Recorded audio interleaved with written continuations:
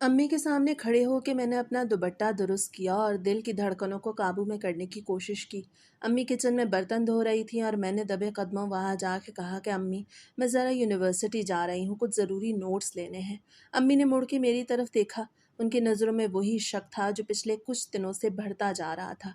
उन्होंने हाथ पूंछते हुए कहा कि सानिया, तुम कल भी तो गई थी, अभी हफ्ता ही तो हुआ है, सेमेस्टर ख़त्म हुए, अब कौन से नोट्स बाकी रह गए हैं।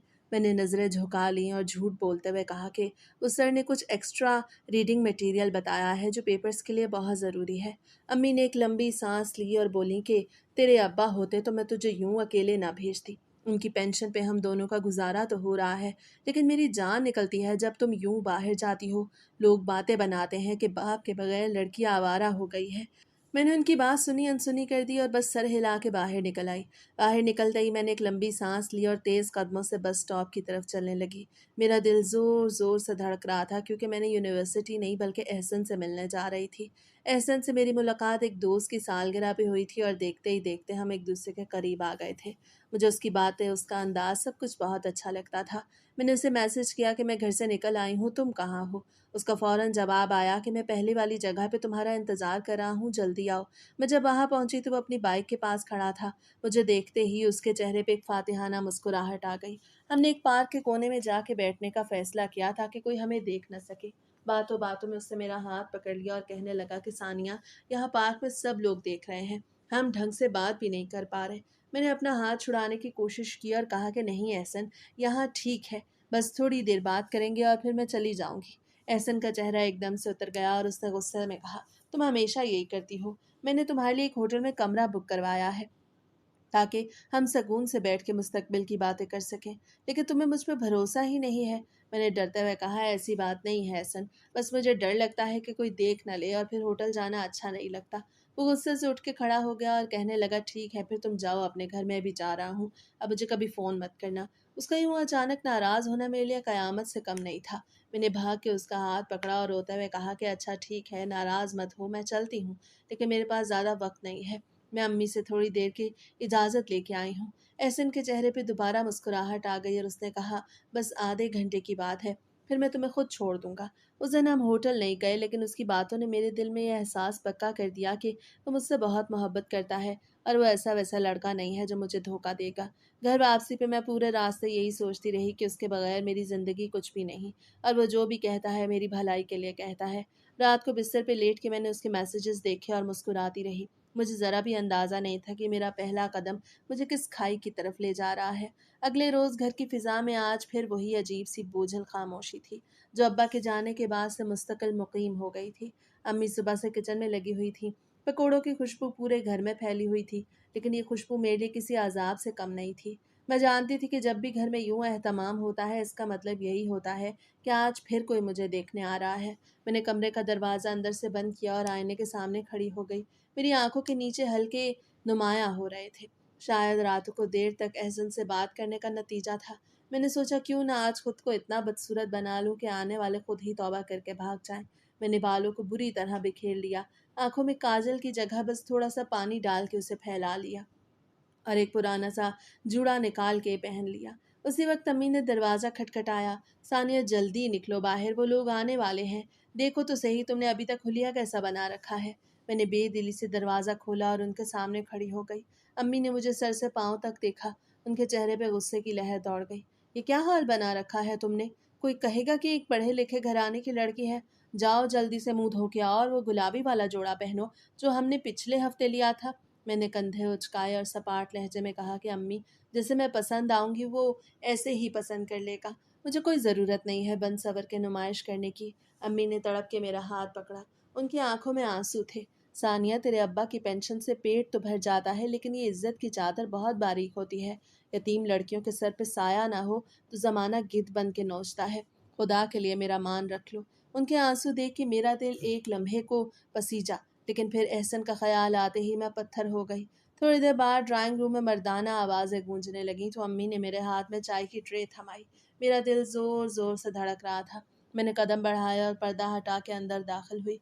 सामने एक उधेड़ उम्र खातून और उनका बेटा बैठे थे जो बार बार अपनी अनक दुरुस्त कर रहा था।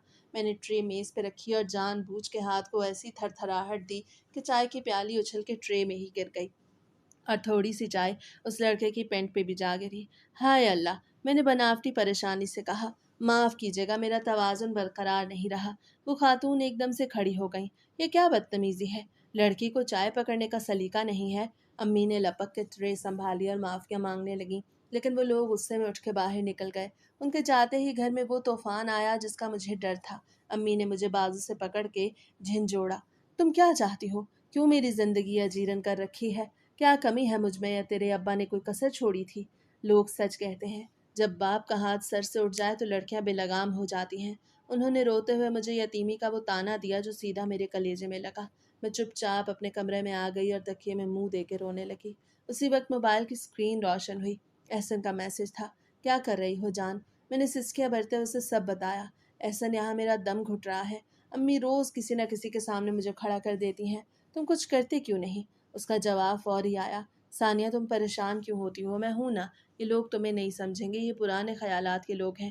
تم کل مجھ سے ملنے آؤ، ہم مل کے اس کا کوئی مستقل حل نکالتے ہیں۔ اس کے ان الفاظ نے میرے زخمی دل پہ مرہم کا کام کیا۔ مجھے لگا پوری دنیا میں صرف وہی ایک انسان ہے جو میری تکلیف کو محسوس کر سکتا ہے۔ میں نے فیصلہ کر لیا کہ کل چاہے کچھ بھی ہو جائے، میں امی سے جھوٹ بول کے اس سے ملنے ضرور جاؤں گی۔ مجھے اس وقت یہ نہیں معلوم تھا کہ میں جس مستقل حل کی تلاش میں ہوں وہ مجھے ایک ایسے اندھیرے میں دھکیل دے گا جہاں سے واپسی کا راستہ شاید کبھی نہیں ملے گا۔ رات بھر میں کروٹیں بدلتی رہی۔ ایک طرف امی کی سسکیاں تھیں اور دوسری طرف احسن کے دلاسے، اور میں ان دونوں کے درمیان پستی جا رہی تھی۔ اگلی صبح میں نے بہت ہمت جمع کی اور کچن میں جا کے امی سے کہا کہ میری ایک سہیلی کی طبیعت بہت خراب ہے، مجھے اسے دیکھنے جانا ہے۔ امی نے منہ پھیر لیا اور بولی کہ کہیں جانے کی ضرورت نہیں۔ وہ شدید غصے میں تھیں، اسی لیے میں اپنے کمرے میں آ گئی تھی، کیونکہ اب میرا بھی دماغ خراب ہو گیا تھا۔ اب وقت یوں ہی گزرتا گیا۔ اتوار کی صبح دوسری صبحوں سے مختلف تھی۔ ناشتے کی میز پہ امی نے پراٹھا میرے سامنے رکھتے ہوئے بڑی دھیمی آواز میں کہا، ثانیہ، آج شام میں آسیہ کے بیٹے کی شادی کی خوشی میں ایک فنکشن ہے۔ میں نے تمہارا فیروزی رنگ کا جوڑا نکالا ہے، وقت سے تیار ہو جانا۔ میں نے چائے کا گھونٹ بھرا اور خاموشی سے سر ہلا دیا۔ سچ تو یہ ہے کہ میرا بالکل بھی موڈ نہیں تھا، لیکن گھر کی تلخیوں کو کم کرنے کا ایک یہی راستہ تھا کہ میں امی کی بات مان لوں۔ ناشتے کے بعد میں اپنے کمرے میں آئی اور الماری کھول کے اپنے کپڑے سیٹ کرنے لگی۔ وہ فیروزی جوڑا جس پہ چاندی کا کام تھا واقعی بہت خوبصورت تھا۔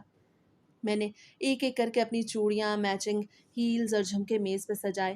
جب شام میں تیار ہونے لگی تو آئینے میں اپنا عکس دیکھ کے مجھے پہلی بار احساس ہوا کہ میں کتنی بدل گئی ہوں۔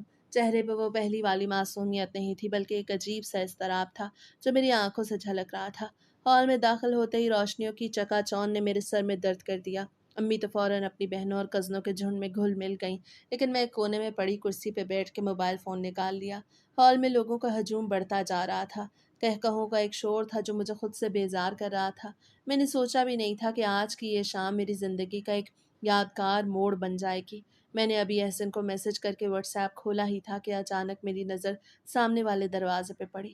میرا دل ایک لمحے کے لیے دھڑکنا بھول گیا۔ سفید شلوار قمیض اور سیاہ ویسٹ کوٹ میں ملبوس، بالوں کو نفاست سے سیٹ کیے، وہ کوئی اور نہیں بلکہ احسن تھا۔ وہ اپنے باپ کے ساتھ ہال میں داخل ہو رہا تھا۔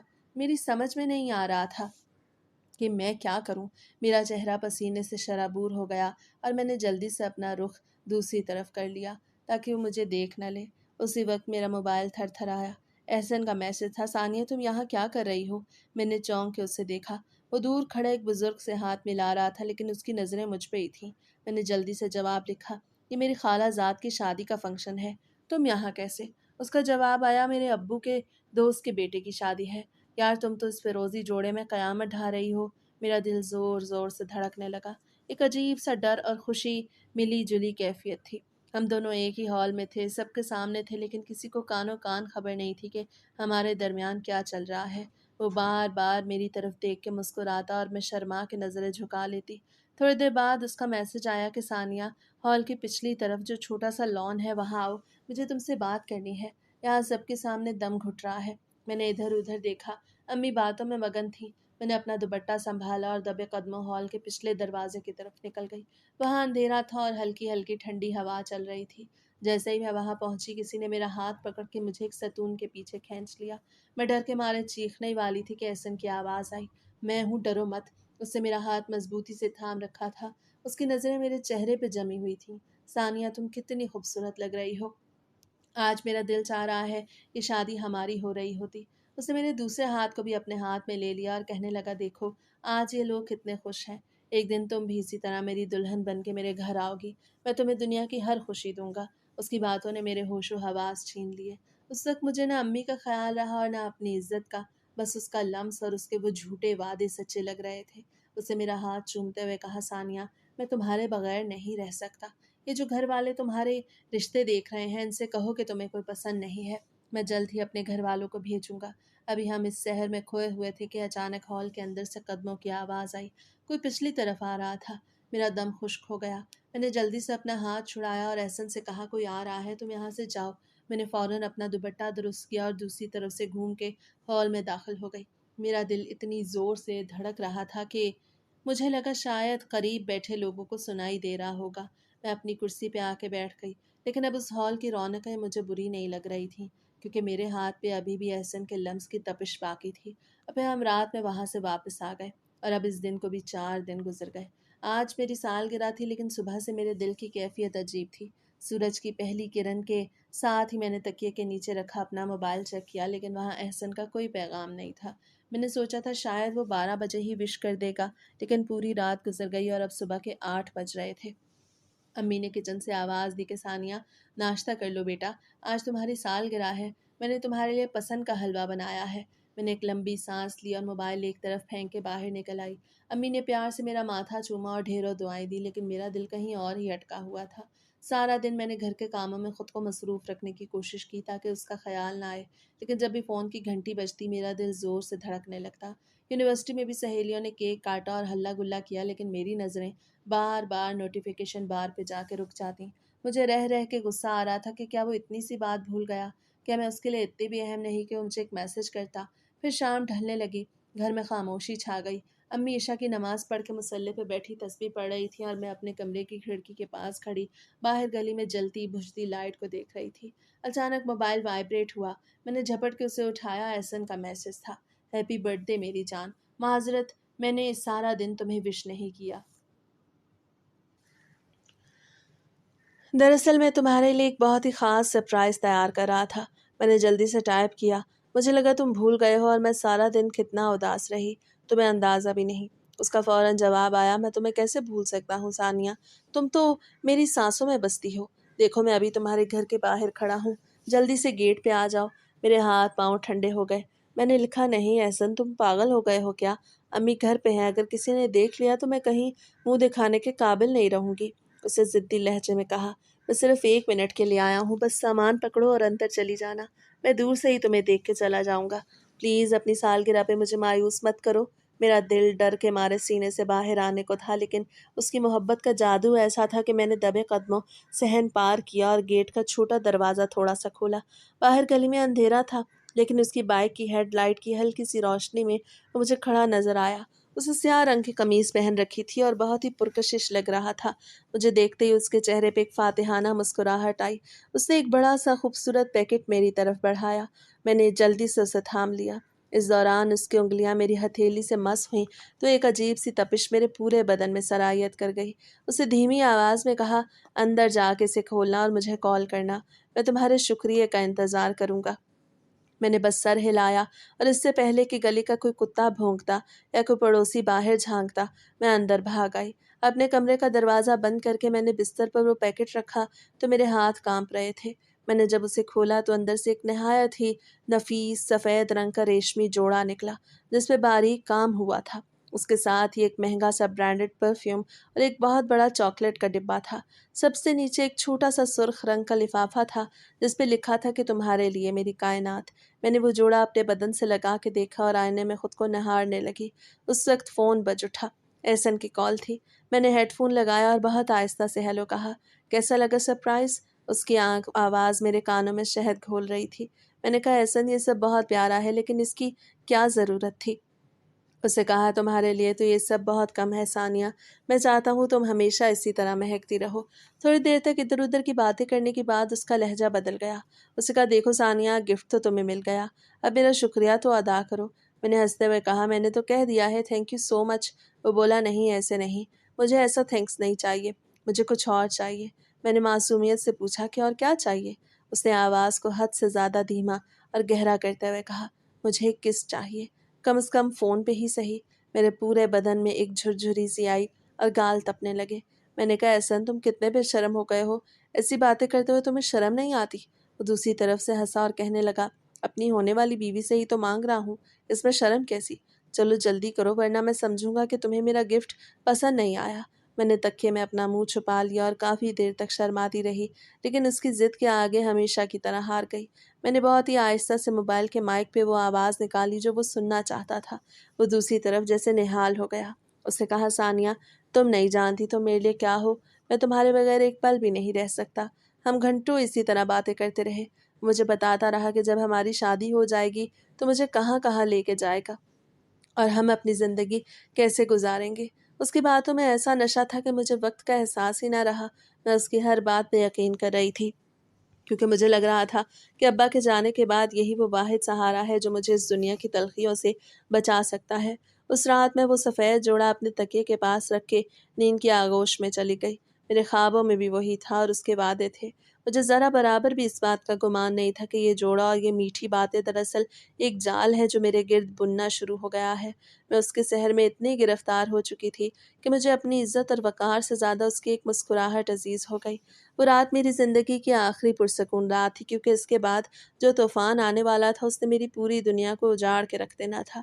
لیکن اس وقت میں صرف اس کی آواز کے سحر میں ڈوبی ہوئی تھی اور خود کو دنیا کی خوش نصیب ترین لڑکی سمجھ رہی تھی۔ منگل کی صبح تھی۔ آسمان پہ ہلکے بادل چھائے ہوئے تھے۔ میں نے یونیورسٹی جانے کے لیے اپنا بیگ تیار کیا اور آئینے میں آخری بار اپنا چہرہ دیکھا۔ رات دیر تک احسن سے بات کرنے کی وجہ سے میری آنکھیں تھوڑی بوجھل تھیں، لیکن دل میں ایک عجیب سی سرشاری تھی۔ میں جب کمرے سے نکلی تو امی کچن میں ناشتہ بنا رہی تھیں۔ انہوں نے مجھے دیکھتے ہی کہا، ثانیہ، آج یونیورسٹی سے ذرا جلدی گھر آ جانا، دیر مت کرنا۔ میں نے حیرت سے ان کی طرف دیکھا اور پوچھا، کیوں امی، خیریت تو ہے؟ ابھی تو میرا ایک پریکٹیکل بھی ہے، شاید تھوڑی دیر ہو جائے۔ امی نے روٹی پلٹتے ہوئے کہا، بس میں کہہ رہی ہوں تو آ جانا، ایک ضروری کام ہے، باقی باتیں میں تمہیں واپسی پہ بتاؤں گی۔ میں نے زیادہ بحث نہیں کی، چائے کا ایک گھونٹ بھرا اور اللہ حافظ کہہ کے باہر نکل آئی۔ یونیورسٹی میں پورا دن میرا دل پڑھائی میں نہیں لگا تھا۔ پروفیسرز کے لیکچرز میرے سر کے اوپر سے گزر رہے تھے۔ میرے ذہن میں بار بار امی کی وہ بات گھوم رہی تھی کہ آج جلدی گھر آ جانا۔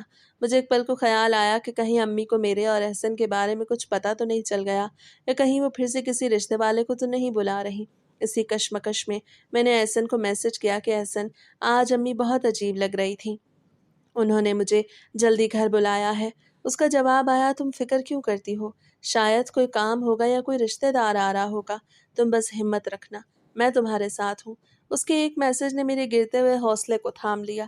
یونیورسٹی سے فارغ ہو کے میں نے جان کر تھوڑا وقت کینٹین میں گزارا تاکہ میں امی کے کہے ہوئے وقت سے تھوڑا لیٹ پہنچوں۔ جب میں اپنے گھر کی گلی میں پہنچی تو میں نے دیکھا ہمارے گھر کے باہر ایک سفید رنگ کی چمکتی ہوئی گاڑی کھڑی تھی۔ میرا دل ایک دم سے ڈوب گیا۔ میں سمجھ گئی امی نے وہی کیا جس کا مجھے ڈر تھا۔ میں نے بہت بوجھل قدموں سے گیٹ کھولا اور اندر داخل ہوئی۔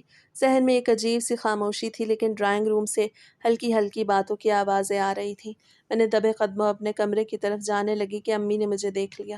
ثانیہ، شکر ہے تم آ گئی، جاؤ جلدی سے ہاتھ منہ دھو کر وہ جوڑا پہنو جو میں نے تمہارے بیڈ پہ رکھا ہے، مہمان انتظار کر رہے ہیں۔ میں نے غصے سے امی کو دیکھا، لیکن ان کی آنکھوں میں ایک ایسی التجا تھی کہ میرا احتجاج میرے حلق میں ہی دب کے رہ گیا۔ میں نے کمرے میں جا کے دیکھا وہ سفید جوڑا جو احسن نے مجھے سالگرہ پہ دیا تھا، امی نے اسے پریس کر کے رکھا ہوا تھا۔ میری آنکھوں میں آنسو آ گئے۔ میں وہ جوڑا ان انجان لوگوں کے سامنے پہن کے نہیں جانا چاہتی تھی، لیکن میرے پاس کوئی راستہ نہیں تھا۔ میں نے جلدی سے حلیہ درست کیا اور ڈرائنگ روم میں داخل ہو گئی۔ وہاں ایک باوقار سی خاتون اور ان کے ساتھ ایک قد آور سلجھا ہوا نوجوان بیٹھا تھا۔ امی نے میرا تعارف کروایا، یہ ثانیہ ہے، میری بیٹی۔ اس نوجوان نے، جس کا نام سلیمان تھا، ایک بار نظر اٹھا کے مجھے دیکھا اور پھر نظریں جھکا لی۔ اس کی آنکھوں میں ایک عجیب سا سکون تھا، لیکن میرا دل تو کہیں اور ہی دھڑک رہا تھا۔ امی کی دوست نے میرا ہاتھ پکڑ کے اپنے پاس بٹھایا اور ڈھیروں پیار دیا۔ انہوں نے سلیمان کی تعریفوں کے پل باندھ دیے کہ وہ کتنا ذمہ دار ہے، اپنا کاروبار سنبھال رہا ہے اور کتنا نیک سیرت ہے۔ میں بس بت بنی بیٹھی رہی۔ تھوڑی دیر بعد جب وہ لوگ جانے لگے تو سلیمان کی ماں نے امی کے گلے لگ کے کہا، ہمیں لڑکی بہت پسند ہے، ہماری طرف سے یہ رشتہ پکا سمجھے۔ امی کی تو خوشی کا ٹھکانہ نہیں تھا، انہوں نے وہیں بیٹھے بیٹھے ہاں کر دی۔ میں سن ہو کے رہ گئی۔ میرا جسم تو وہاں موجود تھا، لیکن روح جیسے جسم چھوڑ گئی ہو۔ وہ لوگ چلے گئے تو امی نے مجھے گلے لگا لیا۔ ثانیہ، سلیمان بہت اچھا لڑکا ہے، تیری زندگی سنور جائے گی، تمہارے ابا ہوتے تو یہی چاہتے۔ میں کچھ نہ بولی اور اپنے کمرے میں جا کے دروازہ بند کر لیا۔ رات کے 8 بج رہے تھے جب میرے موبائل کی اسکرین پر ایک نامعلوم نمبر سے میسج چمکا۔ میں نے کانپتے ہاتھوں سے فون اٹھایا۔ لکھا تھا، السلام علیکم ثانیہ، میں سلیمان۔ آج ہی ہماری بات پکی ہوئی ہے اور میں خود کو روک نہیں پایا تمہیں میسج کرنے سے۔ مجھے امید ہے ہم ایک دوسرے کو اچھے سے سمجھ پائیں گے۔ میرا دماغ جیسے پھٹنے لگا۔ میرا جی چاہا کہ چیخوں۔ یہ شخص کون ہوتا ہے مجھے میسج کرنے والا؟ میرا نمبر اسے کس نے دیا؟ میں نے فوراً اپنی امی کو پکارا، امی میرا نمبر سلیمان کے پاس کہاں سے گیا؟ انہوں نے کچن سے ہی جواب دیا، اس کی ماں نے مانگا تھا تو میں نے دے دیا۔ میں نے غصے سے فون بیڈ پہ پٹخ دیا اور احسن کو کال ملائی، لیکن اس کا نمبر مسلسل مصروف جا رہا تھا۔ میری بے چینی حد سے بڑھتی جا رہی تھی۔ مجھے لگ رہا تھا کہ میرا دم گھٹ رہا ہے اور یہ رشتہ میری زندگی کی سب سے بڑی دیوار بننے والا ہے۔ سلیمان کے میسج نے میری پوری رات کی نیند اڑا دی۔ میں بستر پہ لیٹی کروٹیں بدلتی رہی اور بار بار احسن کا نمبر ٹرائی کرتی رہی، مگر وہ مصروف ہی ملا۔ صبح کے 4 بجے جب میری آنکھ لگی تو خواب میں مجھے وہی سفید گاڑی اور سلیمان کا چہرہ نظر آیا۔ صبح 8 بجے جب میں کچن میں پہنچی تو امی کے چہرے پہ ایک ایسی رونق تھی جو ابا کے جانے کے بعد میں نے پہلی بار دیکھی تھی۔ وہ ناشتہ بناتے ہوئے گنگنا رہی تھی۔ مجھے دیکھتے ہی بولی، ثانیہ، سلیمان کی امی کا فون آیا تھا، وہ کہہ رہی تھی لڑکا بہت خوش ہے، وہ چاہتے ہیں اگلے ماہ ہی نکاح کی کوئی تاریخ رکھ لیں۔ میرے ہاتھ سے چائے کا کپ چھوٹتے چھوٹتے بچا۔ اگلے ماہ؟ امی یہ سب اتنی جلدی کیسے ہو سکتا ہے؟ میں نے احتجاجاً کہا۔ امی نے پیار سے میرا ماتھا چوما اور بولی کہ بیٹا، اچھے کاموں میں دیر نہیں کرتے، اور پھر سلیمان جیسا ہیرا بار بار نہیں ملتا۔ میں نے کوئی جواب نہیں دیا اور بیگ اٹھا کے یونیورسٹی کے لیے نکل گئی۔ میرا سر گھوم رہا تھا۔ جیسے ہی میں بس اسٹاپ پہ پہنچی احسن کا فون آ گیا۔ میں نے کال اٹھاتے ہی رونا شروع کر دیا۔ احسن، میرا رشتہ پکا ہو گیا ہے، وہ لوگ اگلے ماہ شادی کرنا چاہتے ہیں۔ میں کیا کروں؟ میں مر جاؤں گی لیکن اس سلیمان سے شادی نہیں کروں گی۔ احسن نے بڑے ٹھنڈے لہجے میں کہا، ثانیہ حوصلہ رکھو، ایسے رو کے کچھ نہیں ہوگا۔ دیکھو تم وہاں سے نکلو اور سیدھی میرے دوست کے فلیٹ پہ آ جاؤ، وہاں کوئی نہیں ہوگا، ہم اطمینان سے بیٹھ کے اس مسئلے کا حل نکالیں گے اور میں تمہیں بتاؤں گا کہ ہمیں آگے کیا کرنا ہے۔ میں نے ہچکیاں لیتے ہوئے کہا کہ نہیں احسن، فلیٹ پہ جانا ٹھیک نہیں، کہیں اور مل لیتے ہیں۔ وہ غصے سے بولا، ثانیہ یہ وقت بحث کا نہیں، اگر تم مجھ پہ بھروسہ کرتی ہو تو آ جاؤ، ورنہ پھر جو امی کہتی ہیں وہی کرو۔ میں نے تھوڑی دیر سوچا اور پھر اپنے آنسو پونچھ کے بس میں بیٹھ گئی۔ میں یونیورسٹی تو گئی لیکن گیٹ سے ہی واپس مڑ گئی۔ میں نے امی کو میسج کر دیا آج ایکسٹرا کلاس ہے اس لیے دیر سے آؤں گی تاکہ وہ پریشان نہ ہوں۔ جب میں اس پتے پہ پہنچی جو احسن نے دیا تھا تو میرا دل بری طرح دھڑک رہا تھا۔ وہ ایک پوش علاقہ تھا اور فلیٹ کی عمارت کافی سنسان تھی۔ میں نے لفٹ لی اور تیسری منزل پہ پہنچ گئی۔ جیسے ہی میں نے بیل بجائی احسن نے دروازہ کھول دیا۔ اسے مسکرا کے میرا استقبال کیا لیکن اس کی نظروں میں آج وہ پہلے والی معصومیت نہیں بلکہ ایک عجیب سی چمک تھی۔ اندر کمرے میں اے سی چل رہا تھا اور ہلکی سی خوشبو پھیلی ہوئی تھی۔ میں نے صوفے پہ بیٹھتے ہی دوبارہ رونا شروع کر دیا اور اسے سلیمان کے میسیجز اور امی کی جلد بازی کے بارے میں بتایا۔ اسے میرے قریب آ کے بیٹھ گیا اور میرا ہاتھ تھام لیا۔ ثانیہ، تم اتنی کمزور کیوں ہو؟ دیکھو میں تمہارے لیے سب کچھ چھوڑنے کو تیار ہوں لیکن تمہیں بھی تو میرا ساتھ دینا ہوگا۔ اسے اپنا بازو میرے کندھے پہ پھیلا دیا اور مجھے اپنے قریب کر لیا۔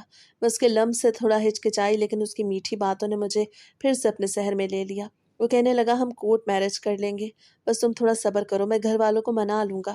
باتیں کرتے کرتے اس کا لہجہ مزید گہرا ہوتا گیا اور میرے چہرے کے قریب آنے لگا۔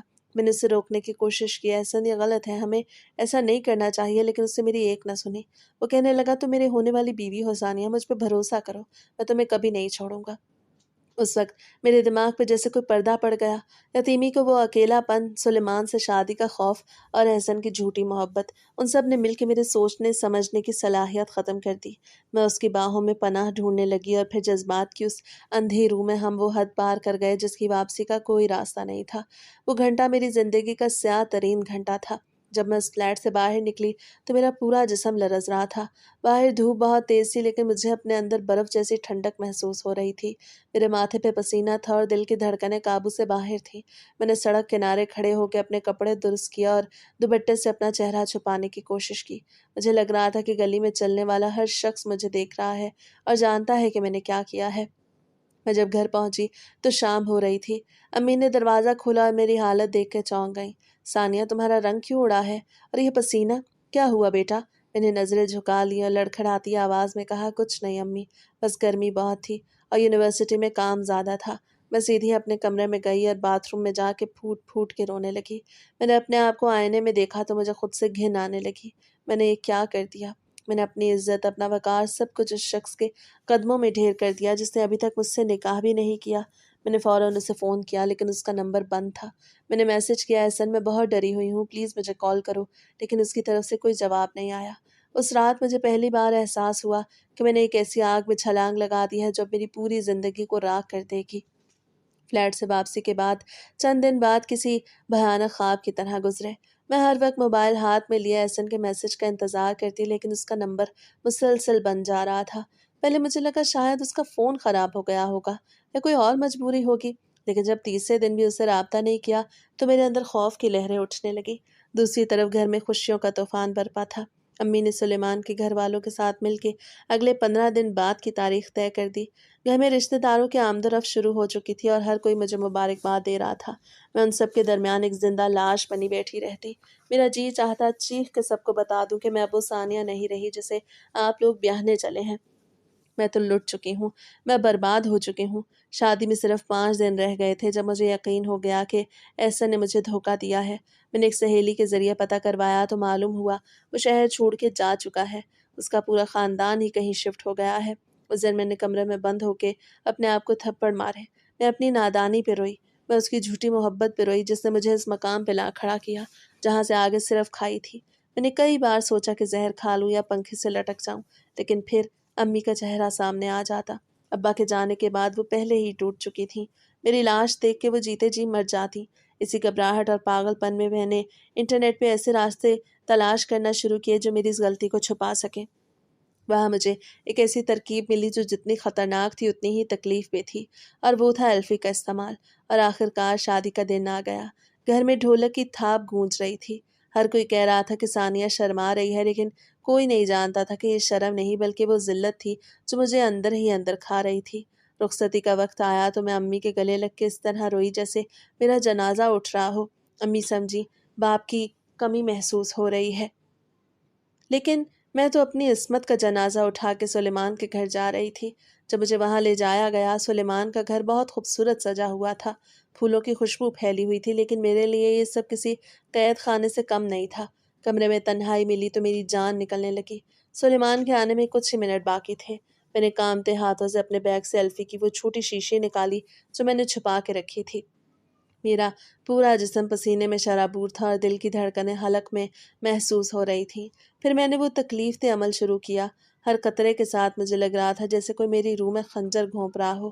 درد کی شدت سے میری آنکھوں سے آنسو بہہ رہے تھے، لیکن میں نے لبوں کو دانتوں تلے دبا لیا تاکہ آواز باہر نہ جائے۔ میں نے خود کو بند تو کر لیا، لیکن میرا ضمیر مجھے جھنجھوڑ رہا تھا کہ ثانیہ، یہ تم کیا کر رہی ہو؟ تم ایک سچے انسان کو دھوکہ دے رہی ہو۔ تم اپنی اس ناپاکی کی ایک جھوٹ سے ڈھانپنے کی کوشش کر رہی ہو۔ پھر دروازہ کھلا اور سلیمان اندر داخل ہوا۔ وہ بہت خوش نظر آ رہا تھا۔ اس نے میرے قریب آ کے بڑی محبت سے میرا گھونگھٹ اٹھایا اور میرے ماتھے پہ پیار کیا۔ ثانیہ، میں بہت خوش نصیب ہوں کہ تم مجھے ملی ہو۔ اس کے الفاظ میرے کانوں میں پگھلے ہوئے سیسے کی طرح لگے۔ وہ مجھ سے باتیں کرتا رہا، اپنے مستقبل کے منصوبے بناتا رہا، لیکن میں بس لرز رہی تھی۔ جب وہ مزید قریب آیا اور وہ لمحہ آیا جس کا مجھے ڈر تھا تو وہ وہی ہوا جس کا میں نے سوچا بھی نہیں تھا۔ ایلفی کی وہ تہ جو میں نے لگائی تھی وہ شدید دباؤ اور رگڑ کی وجہ سے ایک دم سے ادھڑ گئی، اور کھال پھٹنے کی وجہ سے خون اس طرح بہنے لگا جیسے کوئی رگ کٹ گئی ہو۔ درد اتنا شدید تھا کہ میری چیخ نکل گئی۔ وہ ایک دم پیچھے ہٹ گیا اور گھبرا کے لیمپ روشن کیا۔ سفید چادر پہ خون کے دھبے دیکھ کے اس کے ہاتھ پاؤں پھول گئے۔ ثانیہ، یہ کیا ہوا؟ اتنا خون! میں درد سے تڑپ رہی تھی اور کچھ بولنے کے قابل نہیں تھی۔ اسے لگا شاید اس سے کوئی غلطی ہو گئی یا میں بہت زیادہ حساس ہوں۔ اسے ذرا بھی اندازہ نہیں تھا کہ یہ خون میری کسی پاکیزگی کی علامت نہیں بلکہ میری ایک خوفناک سازش کا نتیجہ تھا۔ میری حالت بگڑتی جا رہی تھی۔ رنگ سفید پڑ گیا اور خون رکنے کا نام نہیں لے رہا تھا۔ اسے فوراً چادر میرے گرد لپیٹی اور مجھے گود میں اٹھا کے باہر کی طرف بھاگا۔ وہ بار بار کہہ رہا تھا، ثانیہ ہمت مت ہارنا، میں تمہیں کچھ نہیں ہونے دوں گا، اللہ خیر کرے گا۔ اور میں اس کی اس سچی محبت کو دیکھ کے اندر ہی اندر مر رہی تھی کہ کاش میں نے یہ گناہ نہ کیا ہوتا۔ ہسپتال کی راہداریوں میں اس وقت موت جیسی خاموشی طاری تھی اور صرف میرے سسکنے کی دبی دبی آوازیں اس سناٹے کو چیر رہی تھیں۔ سلیمان نے جب مجھے اسٹریچر پہ لٹایا تو میں نے دیکھا اس کے اپنے سفید کرتے کی آستینیں بھی میرے خون سے سرخ ہو چکی تھیں۔ وہ پاگلوں کی طرح ڈاکٹروں کو پکار رہا تھا۔ اس کی آواز میں ایک ایسی تڑپ تھی جو میرے کلیجے کو کاٹ رہی تھی۔ مجھے فوراً ایمرجنسی وارڈ کے اندر لے جایا گیا۔ لیڈی ڈاکٹر اور نرسوں نے تیزی سے میرے گرد گھیرا ڈال لیا اور معائنے کی تیاریاں شروع کر دیں۔ میں وہیں لیٹی چھت کو گھور رہی تھی اور میرا پورا وجود پسینے سے شرابور تھا۔ میرے ذہن میں صرف ایک ہی خوف تھا کہ اب کیا ہوگا۔ اب جب ڈاکٹر اس جگہ کا معائنہ کرے گی تو وہ اسے ایلفی کے جمے ہوئے نشانات نظر آ جائیں گے اور وہ سلیمان کو بلا کے سب سچ بتا دے گی۔ میں نے آنکھیں بند کر لیں اور دل ہی دل میں اپنے رب کو پکارنے لگی کہ اے میرے اللہ، آج میری لاج رکھ لینا۔ اے میرے مالک، مجھے اس شخص کی نظروں میں گرنے سے بچانا جو مجھے اپنی زندگی مان رہا ہے۔ میں نے گناہ کیا ہے، میں نے بہت بڑی غلطی کی ہے، لیکن آج مجھے رسوا مت کرنا۔ تھوڑی دیر بعد جب ڈاکٹر معائنے کے لیے آئی تو میرے جسم کا ایک ایک خلیہ خوف سے منجمد ہو چکا تھا۔ درد کی شدت اتنی تھی کہ مجھے لگ رہا تھا میری جان نکل جائے گی، لیکن اس جسمانی درد سے کہیں زیادہ وہ ذہنی اذیت تھی جو مجھے اندر ہی اندر ختم کر رہی تھی۔ ڈاکٹر نے بہت غور سے معائنہ کیا اور نرس کو کچھ ہدایات دیں جن کی زبان میں نہیں سمجھ پائی۔ میں نے ہمت کر کے ڈاکٹر کے چہرے کی طرف دیکھا، لیکن وہاں کوئی حیرت یا غصہ نہیں بلکہ ایک پیشہ ورانہ سنجیدگی تھی۔ شاید اس خون کے بے تحاشا بہاؤ نے ایلفی کی اس باریک تہ کو اکھاڑ کے بہا دیا تھا، یا پھر میرے رب نے واقعی میری پردہ پوشی کا فیصلہ کر لیا تھا۔ پھر نرس نے مجھے انجیکشن لگایا تو آہستہ آہستہ درد کی لہروں میں کمی آنے لگی اور میں نیم بے ہوشی کی حالت میں چلی گئی، مگر میرا شعور اب بھی باہر ٹہلتے سلیمان کے قدموں کی چاپ سن رہا تھا۔ تقریباً آدھے گھنٹے بعد ڈاکٹر وارڈ سے باہر نکلی۔ میں نے پردے کی تھوڑی سی اوٹ سے دیکھا کہ سلیمان دیوانہ وار لپک کے ان کے پاس گیا۔ اس کی آواز لرز رہی تھی جب اس سے پوچھا، ڈاکٹر صاحبہ، میری بیوی کیسی ہے؟ یہ سب کیسے ہوا؟ وہ ٹھیک ہو جائے گی؟ ڈاکٹر نے گہری سانس لیا اور اس کے کندھے پہ تسلی دینے والا ہاتھ رکھ کے کہا، میاں، گھبرانے کی بات نہیں۔ کبھی کبھی ایسا ہو جاتا ہے جب کوئی لڑکی بہت زیادہ ذہنی تناؤ یا خوف کا شکار ہو تو جسمانی رد عمل ایسا ہو سکتا ہے، اور شاید کچھ اندرونی رگیں بہت زیادہ حساس ہونے کی وجہ سے پھٹ گئی تھیں، جس کی وجہ سے خون زیادہ بہہ گیا۔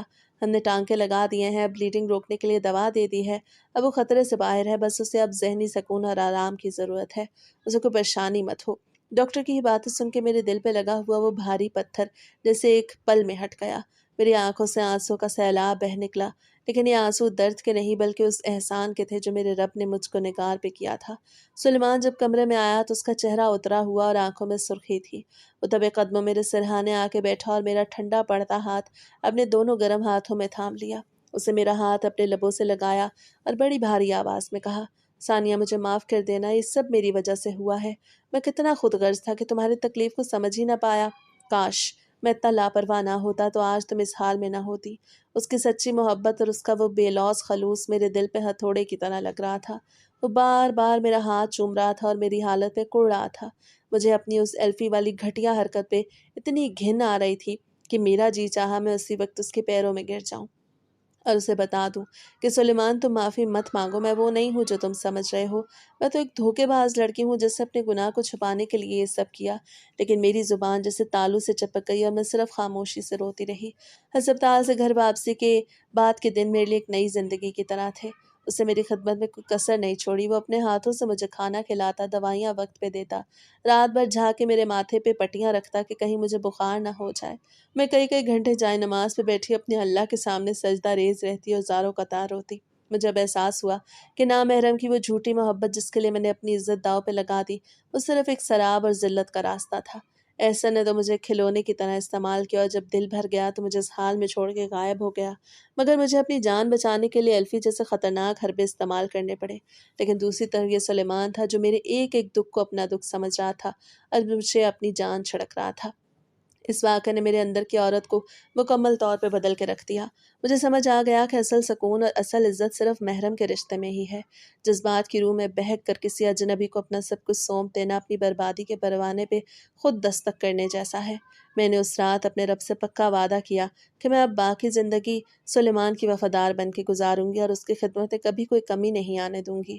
میں نے اپنی زندگی کے اس سیاہ اور تلخ باب کو ہمیشہ کے لیے اپنے دل کے کسی گہرے تہہ خانے میں دفن کر دیا، لیکن وہ پچھتاوا آج بھی کبھی کبھی میری آنکھوں میں نمی بن کے آ جاتا ہے جب سلیمان مجھ پہ بہت زیادہ پیار نچھاور کرتا ہے۔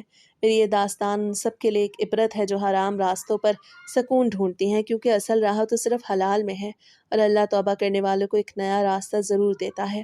اب میں سلیمان کی ثانیہ ہوں اور ہماری زندگی میں اب صرف محبت کا راج ہے، اور یہی میری سب سے بڑی جیت ہے۔